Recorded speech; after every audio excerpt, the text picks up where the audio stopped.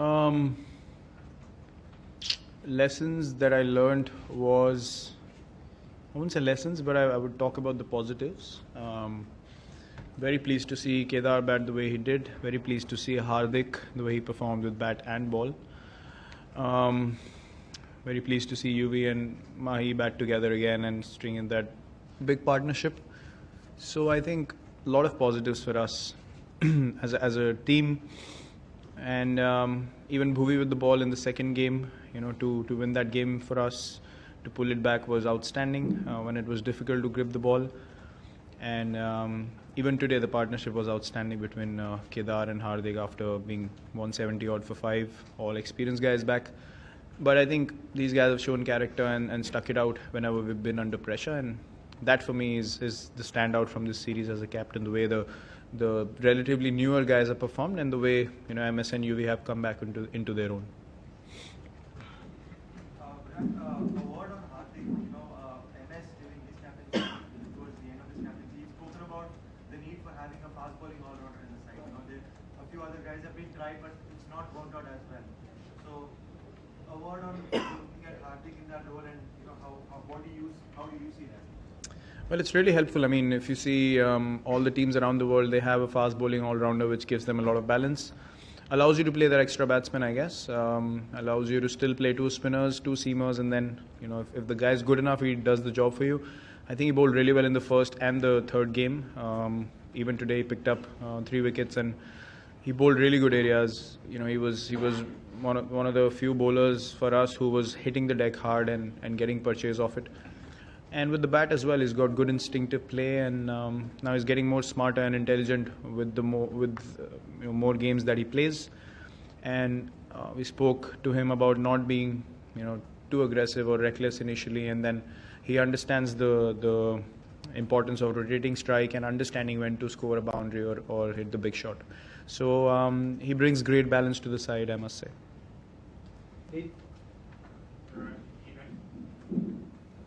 This game can have great highs and great lows. When you see a guy like Ben Stokes who you enjoy competing with have a day like he did at the World T20 final here in April, and a pretty tough day, and then come back and get man of the match on the same ground, do you just kind of identify with how cricket can take you on this roller coaster? Yeah, it's. I really felt bad for him in the finals. We all saw it. I feel he's someone who takes a lot of pride in his cricket, and he's very proud to play for England. And I saw the disappointment and the sadness on his face when England lost that final. But yeah, he's a guy with great character. He's always fighting to win games for England. We all see that in Test cricket. Even today, he was really motivated to win the game for them. You could tell by his body language. By the way he bowled, the way he batted, and the way he was running in the end as well while he was batting. So yeah, every side is pleased to have cricketers like that, and nowadays everyone does play with that mindset. But I'm sure it feels nice to him to have sort of reversed the tables here as far as this ground is concerned, and good on him. He was really good with the ball and bat today as well.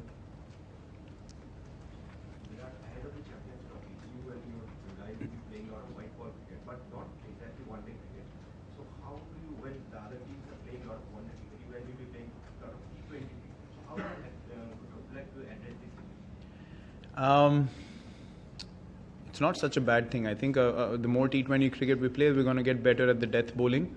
That's one thing I feel will be our advantage. As far as the batting is concerned, obviously the one area that we look to focus on would be maintaining our batting techniques and just using T20 cricket and ODI cricket as an extension of your test batting, not necessarily having to go reckless out there and slog every ball that we play. It's very important to understand how to score in those conditions, and you need to have a solid base and solid balance at the crease to be able to score runs in competitive conditions. So I think the focus will be on not wanting to overdo things, but at the same time finding a good balance between good conventional cricket and at the same time knowing how to score runs with that. I think that'll be key for us. Virat, do you think that conditions, especially weekend, become a little difficult to bat on at the end of the match? Well, not really. I mean, I said in the post-match as well, if the wicket has grass, the surface is hard, you expect the English bowlers to bowl in better areas because they know how to bowl on these kind of wickets and they know the bounce and the amount of seam, and they're pretty clever with the lengths that they bowled as well. So it's pretty similar to how we bowl on Indian surfaces and how we can reverse swing the ball and bowl in the right areas. So it's nothing new that we faced. We knew that it's going to be challenging against their quick bowlers, and that's why I said it was really pleasing to see two guys step up and take the game till the end. Gives us a lot of confidence going into Champions Trophy as well, that they are good enough to counter pace and swing and still be able to play positive cricket. So yeah, definitely. I mean, the wicket was challenging throughout the day. I won't say it was just challenging later on, but you can understand where the game is heading nowadays. Even challenging wickets, you're getting 320 runs. So yeah, it all boils down to intent, I guess.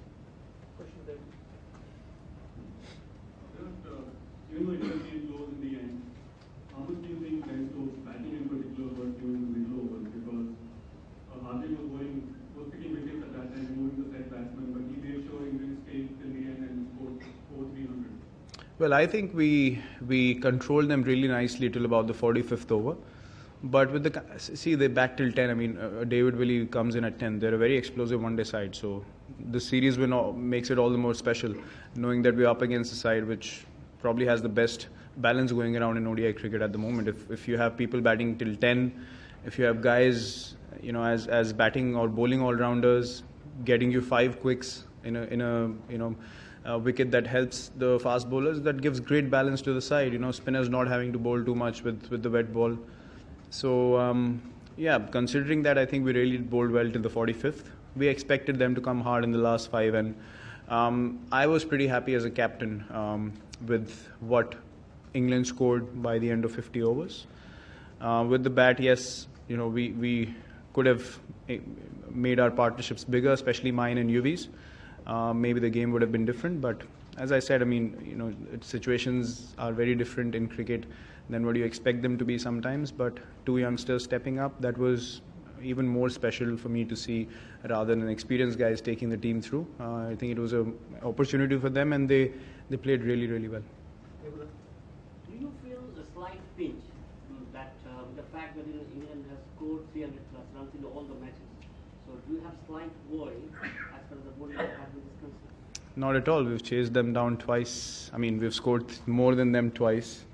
And even today we were within closing distance of the target. So if I sit down as a captain and I expect teams to get out at 250, 260, then I'm just thinking totally opposite of how the game is going nowadays. I think if teams are scoring 300 plus, you got to make up your mindset to go out there and score them, or score more than what they are capable of chasing. So I think that's what the game is literally boiling down to, is how much impact your batsman can have in the game, because bowlers are finding it really difficult, especially when you have dew around. It's very, very tough for bowlers to execute their plan. So I think I would not like to say this, but the one-day game and the T20 game is more batsman dominated.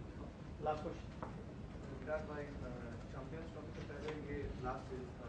Opening batsman में ज़्यादा run नहीं बनाई है, आपके चिंता का कारण है Champions Trophy में? देखिए, जो हमारे एरियाज़ हैं कंसर्न के, वो हम एड्रेस करेंगे और उसको हम करेक्ट करने को देखेंगे.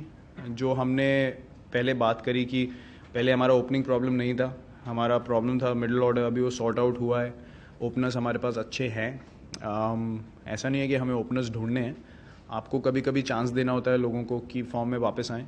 तो प्लेयर्स मुश्किल से मिलते हैं ऐसे, मतलब इंटरनेशनल क्रिकेट के लिए ready players don't often find. So I think की वही होगा कि जो हमारे ओपनर्स हैं उनको बैक करें, उनको कॉन्फिडेंस दें, और 1-2 इनिंग की बात होती है इंटरनेशनल लेवल पे. एक बार वो फ्लो आ जाता है, मे बी चैम्पियंस ट्रॉफी से शुरू हो, क्योंकि वहाँ हमने रोहित शर्मा और शिखर धवन को एज ओपनिंग पेयर रेवलेशन पहली बार देखा था. तो यू नेवर नो, वो भी अगर एक एरिया स्ट्रांग हो जाएगा तो एज आई सेड हम लोग सिर्फ 70-75% पोटेंशियल में खेले अभी तक एज अ बैटिंग यूनिट, और अगर हम लोग 100% पोटेंशियल में खेलेंगे तो मुझे नहीं पता कि हम लोग कितने रन और बना सकते हैं. तो आई थिंक वो एरियाज़ हैं जो हम स्ट्रेंथन करना चाहेंगे ज़रूर.